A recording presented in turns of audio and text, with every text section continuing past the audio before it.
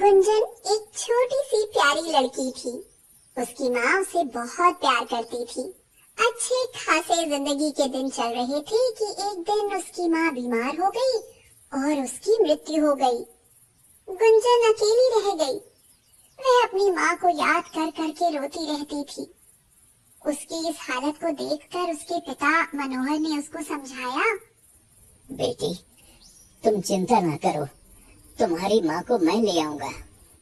सच्ची? हाँ। मेरी माँ कहाँ रहती है? वो देखो, आसमान में। क्या मेरी माँ नीचे नहीं आएगी? आएगी, जरूर आएगी, लेकिन उसका रूप बदल जाएगा। वो पहले जैसी नहीं होगी। ऐसा क्यों है पापा? वो इसलिए कि कुछ पाने के लिए कुछ खोना पड़ता है। वो नीचे आने की इजाजत देंगे तो वो उसका रूप बदल देंगे।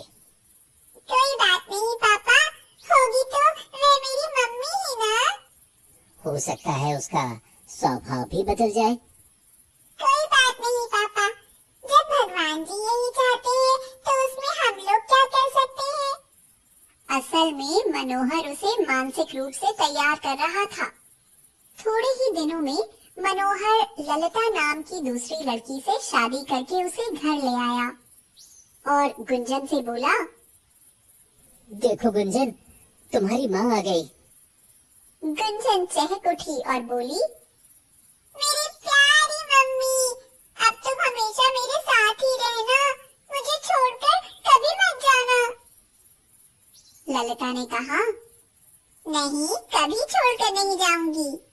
शुरू में तो ललिता ने गुंजन को खूब प्यार किया, लेकिन अगले साल ही उसका भी बेटा हो गया तो उसका व्यवहार बदलने लगा। अब ललिता उसको बोझ समझने लगी, अपने बेटे का हिस्सेदार समझती थी उसे। वह उसको परेशान करने लगी। ललिता सारे घर का काम गुंजन से ही करवाती थी और गलती होने पर उसे खूब मारती भी थी। मनोहर तो दिन भर काम करने के लिए चला जाता था और उसे पता ही नहीं होता था कि ललिता गुंजन के साथ कैसा बर्ताव कर रही है। एक दिन बहुत गर्मी पड़ रही थी। ललिता अपने बेटे को सुला रही थी। उसी समय उसे प्यास लगी और ललिता ने गुंजन को आवाज देकर कहा, गुंजन, एक गिलास पानी लाना। गुंजन पानी लेकर आई, लेकिन पानी ठंडा नहीं था। ललिता ने गुस्से में गिलास गुंजन के मुंह पर फेंक दिया और बोली, ये गरम पानी रह गया था तुझे लाने के लिए, कहीं मर क्यों नहीं जाती, बस खाने के लिए ही है। गुंजन के मुंह पर गिलास लग गया और वहां खून बहने लगा। वह अपनी माँ को याद करके रोने लगी। उसी समय वहां मनोहर आ गया।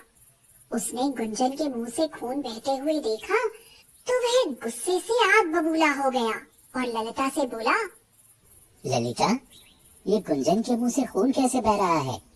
ललिता सकपकाकर बोली, मुझे क्या मालूम, गिर पड़ी होगी। लेकिन मनोहर ने वहां गिलास और पानी पड़ा हुआ देखा तो उसे सारी कहानी समझ में आ गई। उसने ललिता की पिटाई लगा दी। अब तो ललिता और भी ज्यादा नाराज हो गई और गुंजन से बोली, तेरे ही कारण मेरी पिटाई हो रही है, मैं तुझे देख लूंगी। हाँ। दूसरे दिन मनोहर काम करने के लिए चला गया तो ललिता ने पूरे दिन गुंजन को खाना खाने के लिए नहीं दिया। गुंजन गिड़गिड़ाते हुए ललिता से बोली,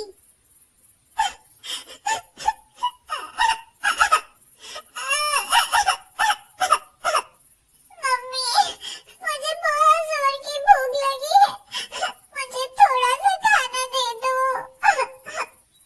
वह रोती रही, लेकिन उसके आंसुओं पर ललिता को तरस नहीं आया और वह बोली, तू तो ऐसे ही भूखे रहकर मरेगी, मैं तुझे कुछ नहीं दूंगी। अच्छा तो यही रहेगा कि तू कहीं जाकर मर जा, कुछ नहीं तो जो गांव के बाहर नदी बहती है ना, उसमें डूबकर मर जा। गुंजन रोती हुई बोली, ठीक है मम्मी, मैं जा रही हूँ। वैसे भी कई दिनों से गुंजन को भरपेट खाना नहीं मिल पा रहा था, इसलिए उसे चक्कर आते रहते थे। वह बाहर आकर बैठ गई, फिर उठी और नदी की ओर चल दी। उधर ललिता का 2 वर्षीय बेटा बाहर खेलने के लिए निकला और थोड़ी देर में गायब हो गया। ललिता उसे ढूंढने के लिए निकली और उसको पुकारते हुए बोल रही थी, कान्हा, ओ कान्हा, कहाँ गया तू? अरे कहीं नहीं मिल रहा है। ललिता रोने लगी।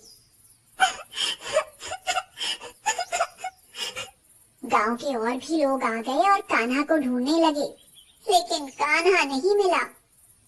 रात को जैसे ही मनोहर आया, ललिता ने उससे कहा, अजी सुनते हो, हमारा कान्हा कहीं गायब हो गया है। मनोहर भी घबरा गया, वह भी कान्हा को ढूंढने लगा। अचानक उसने महसूस किया कि गुंजन कहीं दिखाई नहीं दे रही, तो मनोहर ने ललिता से पूछा, गुंजन कहाँ है? अब जाकर ललिता को याद आया कि उसने तो गुंजन को नदी में डूबने के लिए कहा था।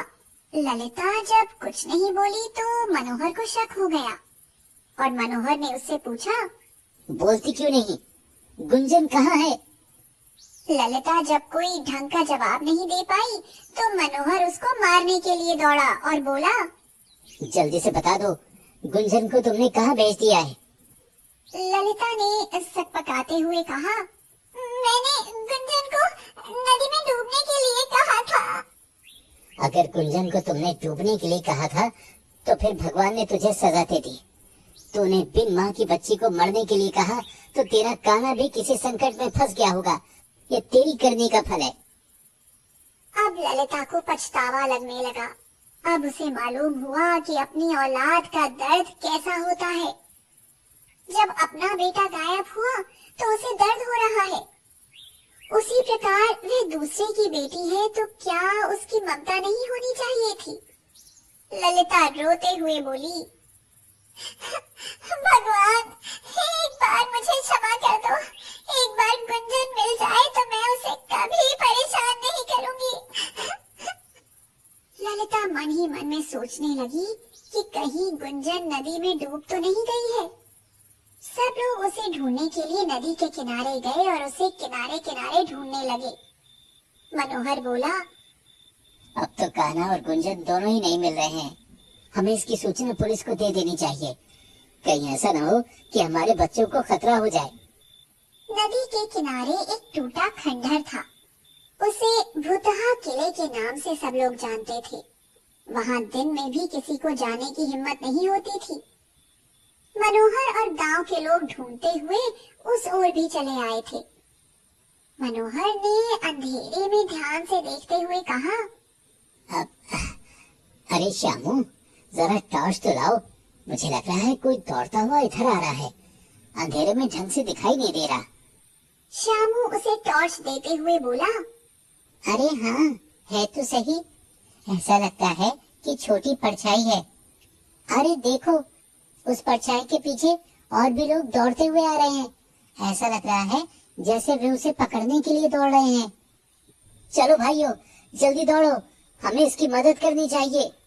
सभी लोग उस तरफ दौड़ पड़े। पास आकर उन्होंने देखा, वह कान्हा को गोद में लिए गुंजन थी। वह आकर मनोहर के पास गिर पड़ी और बेहोश हो गई।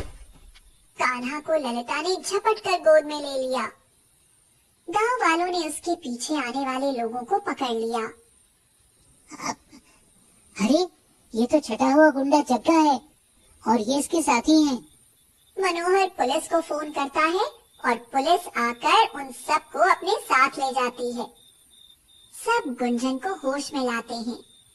गुंजन ने होश में आने पर बताया, मैं नदी में डूबने जा रही थी।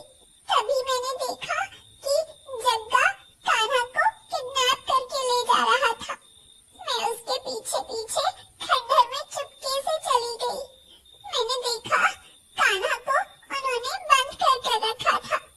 मौका देखकर मैं उसको लेकर भाग खड़ी हुई। तब तक उन्होंने मुझे देख लिया और उन्होंने मेरा पीछा किया। तभी आपने मुझे बचा लिया। ललिता रोते हुए बोली, पर बेटी, मैंने तुझको मारा